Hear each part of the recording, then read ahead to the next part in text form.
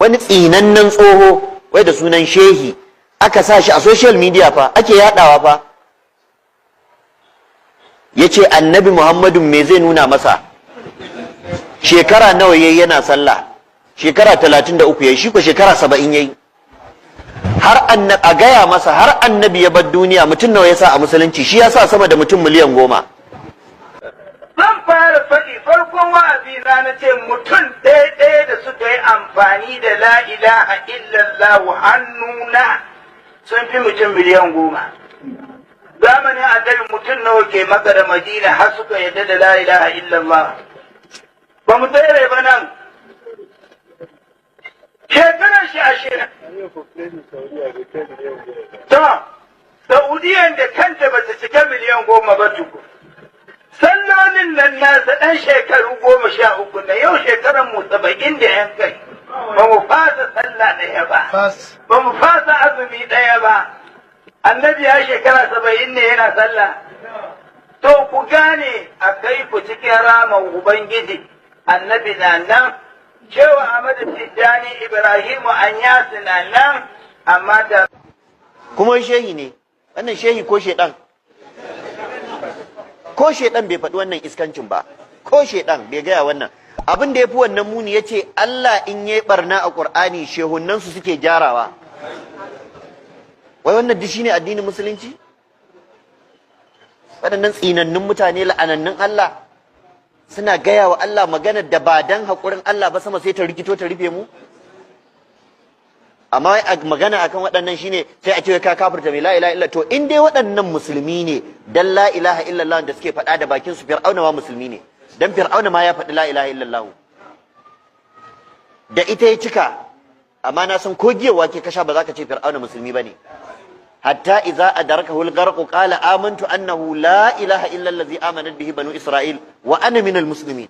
Fir'auna ya ce musulmi ne kuma yana ya la ilaha illallah, amma ƙarya ne. La ilaha illallah ba kawai faɗarta da baki ke mai da mutum musulmi ba, sai ka san me ma'anarta, ka kiyaye, sai ka yi duk abin da ta ce kuma ka bar duk abin da ta hana, to shine ka zama musulmi.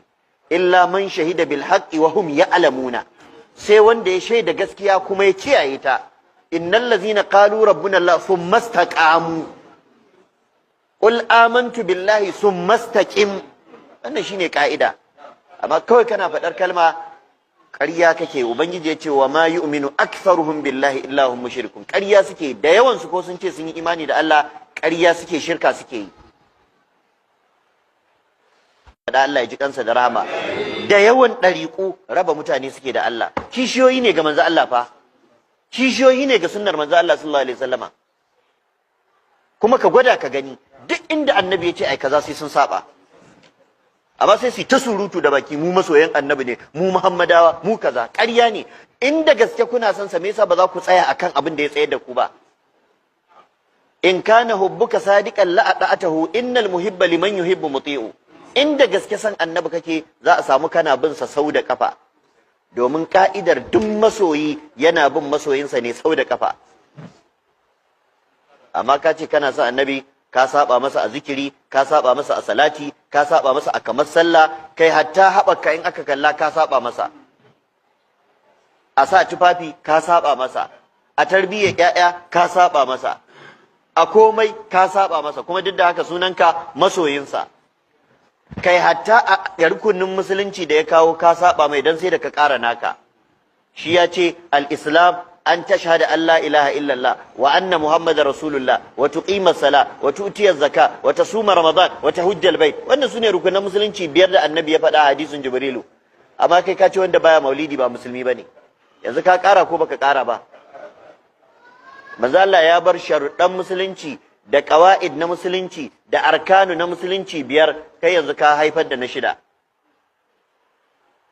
Wannan dai maulidin da muke gani, tumuwa da faduwar, wai ita ce wai in ba a yi ba musulmi bane ba. To wane irin musuluncin naka? Allahu akbar. Yan uwa, kada ku manta ku share wannan video din ga yan uwa domin su amfana. Sannan za ku iya bibiyar mu a shafukanmu domin samun sababbin videos da zaran mun daura. Sai mun haɗu a video na gaba. Wassalamu alaikum wa rahmatullahi wa barakatuh.